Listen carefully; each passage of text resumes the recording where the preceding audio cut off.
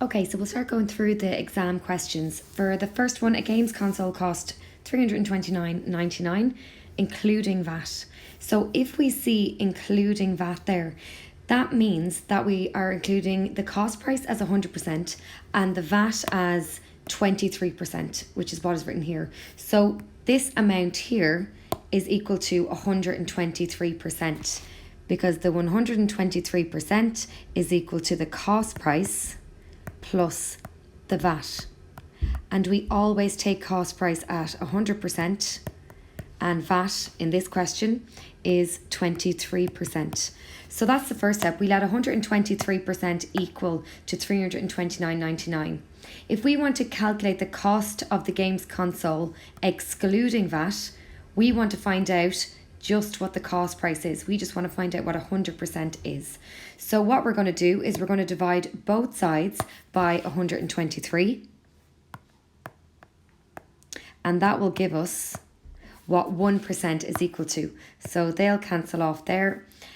And we get 1% is equal to 2.68284. So I'm just going to write in a couple of numbers there, because what I want to do is I want to find the cost price correct to the nearest cent. Okay, so we have what 1% is equal to. We're now going to find what 100% is equal to. So we multiply both sides by 100. And when we do that, we're going to get 268.284. Now, the question asks us to give our answer correct to the nearest cent. So our answer will be €268.28. Now, the next question. So in the US, the game console costs $347.04 on a day when the exchange rate was €1 is equal to $1.20. How much cheaper in euro was the games console in the US? So here we want to find what dollars are in euro. And from the video I did on currency exchange that you'll see on Schoology, any currency that we are looking for, we put on the right hand side. So we're looking for the euros. We can see here that euro here is on the left. So we're going to rewrite this equation so that we've got our euro on the right. So we'll have $1.20 is equal to €1. So what we're going to do is we're going to get what $1 is equal to in euro. And to do that, we divide both sides by 120. They're going to cancel off there. We'll be left with $1 is equal to 0.83 recurring. And now we want to figure out what $347.04. So we're going to multiply both sides by 347.04, which gives us €289.20. Now we need to go back and ask, have we answered the question here? So it says, how much cheaper in euro was the games console in the US? So this is following on from the first question. So in Ireland, the games console cost $329.99, and this is how much it costs in the US. So what we need to do is we need to take our $329.99 minus €289.20, and that will give us €40.79. So the games console was €40.79 cheaper in the US. Okay, so question 2. David invested €4,000 for 2 years. The rate of compound interest for the 2 years was 4% per annum. Calculate the total interest David earned after 2 years. Okay, so this is my compound interest formula. I did a video on this one as well on Schoology. So the formula is in your log tables, and it is F is equal to P bracket 1 plus I all to the power of T. So F is equal to the final value P is equal to the principal amount, I is equal to the interest, and T is equal to the time.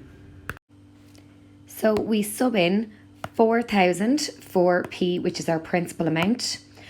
1 stays as it is because it's part of the formula. Our interest is 4%. So our 4% has to be written as a decimal for I. So 4% as a decimal is 0.04. And our time is in years. It says here 2 years. So our formula then is to the power of 2.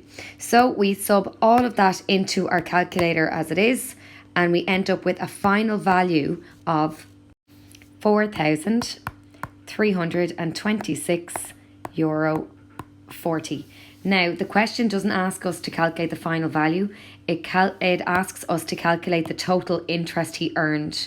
So if we started with €4,000, ended with 4,326.40, the total interest is 4,326.40 minus 4,000. And that will just give us €326.40. Okay, so part B, at the end of the second year, David invested an extra €1,000. At the end of the third year, the investment's value was 5,592.72, and we've to now calculate the interest rate for the third year.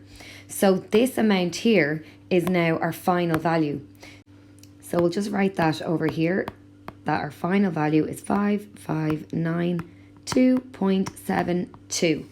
Now, we need to figure out what our principal amount is, what we're starting the year with. So when we look back at part A, what we ended the second year with is what we will be starting the third year with. So our answer from the previous question was 4326.40, but we also have to note that he invested an extra 1,000. So what we're actually starting the third year with is 1,000 more than that. So our principal amount is 5,326.40. Okay, we've already done our 2 years. This is just one more year that we have to do to work out the interest rate for this year. So we have our final value, we have our principal amount, we have to find the interest rate, which means we don't know what I is. So we need to find what that is. And our time is equal to 1. Okay, it's not equal to 3 because we've already done 2 years. We're on to our last year, so it's just one more year we have to do. So again, looking back at our formula, it's F is equal to P, 1 plus I to the power of T. And we're going to sub in everything we know. So for F, we're subbing in 5592.72 is equal to 5326.40, 1 plus I to the power of 1. Okay, so 1 plus I to the power of 1, any number to the power of 1 is just going to be that number. But we also see that 5,326.40 is being multiplied by 1 plus I in brackets. So the best thing to do is just let's divide both sides by 5326.40. And if we divide both sides by that, we'll end up cancelling this off here. We'll then be left with 1.05 is equal to 1 plus I. Now, I've taken the brackets away there. I could say 1 plus I to the power of 1, but because anything to the power of 1 is just itself, I actually don't need that at all. So I can just leave my equation as this. And then all I do now is I take 1 from both sides. So where I bring the 1 over here and take it away from the left side of my equation. So I get 1.05 minus 1 equals I. So I is equal to 0.05. Okay, now remember that I is interest as a decimal. We want to figure out what that is as a percentage. So to get 0.05 as a percentage, we just multiply by 100. And our answer is just going to be 5%. Okay, so that's our interest rate for the third year. Okay, so question 3. The table below shows the value of €1 against other currencies on a particular day. So it's important there to note that they have that €1 is equal to 90 pence in sterling, $1.16, 4.25 dirham, and 1.62 Australian dollars. So the first question, Ben was going to Australia for the summer. On his way to Australia, he stopped in Dubai. Okay, so we're dealing with Dubai here. He bought a new camera with his credit card. The camera cost 1,037 dirham. So the first thing I'm going to do is I'm going to write down the exchange rate for €1 against the dirham. So €1 is equal to 4.25, okay, dirham. So if we want to work out what the camera cost in euro, we want to switch the exchange rate to the other side. So whatever we're looking for is on the right. So I rewrite that as 4.25 is equal to €1. Okay, now I want to get what 1 dirham is in euros. So I divide both sides by 4.25. They cancel there. So I'm going to get 1 dirham is equal to 0.24 cent.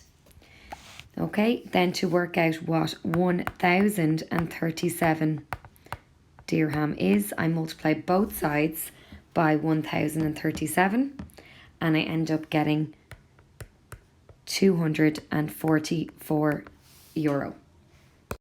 Okay, Ben had changed €1,800 into Australian dollars before he left for Australia. So now we're looking at the euro to Australian exchange rate, which is €1 is equal to 1.62 Australian dollars. We want to figure out how many Australian dollars Ben received. So we're looking for Australian dollars. We're happy that the Australian dollars are on the right hand side of our equation. So all we're going to do there is we're just going to multiply both sides by 1,800. So for €1,800, I'm going to get 2,916 Australian dollars. Next part then, Ben was charged a commission of 2%. Calculate how many Australian dollars Ben received to the nearest full dollar. So he had, for the exchange rate, he had gotten 2,916, but he has to pay 2% commission. So we need to find 2% of 2,916. And when I work that out, I get 58.32. So that's how much commission he had to pay. But we want to work out how many dollars did he receive. So from the 2,916, we take away 58.32 and we end up with 2,857.68. Okay. The last part then, when Ben returned from Australia, he had 7,000 Australian dollars. He converted these dollars into euro and the bank charged him 2% commission. Ben received 4,287.50. Calculate the exchange rate on the day he changed his money. Okay, so if he received 4,287.50, that was when he was charged 2% commission. So that means that 98% of the exchange rate was equal to 4,287.50. So we want to know how much money was that before he was charged the 2% commission. So we're going to divide both sides by 98. These are going to cancel. We'll be left with 1% is equal to 43.75. So 100% is equal to €4,375. Now the amount that we're looking at is our $7,000. So we have $7,000. We're going to divide that by 4,375, and that's going to give us 1.60. So our exchange rate is €1 is equal to $1.60.